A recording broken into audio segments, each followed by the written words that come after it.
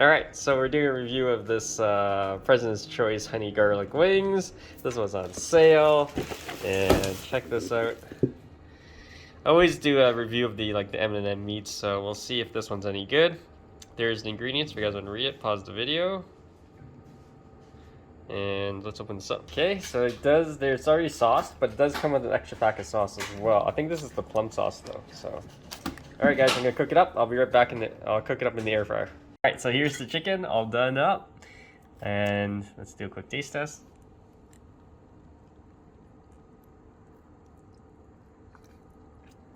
It's actually quite good.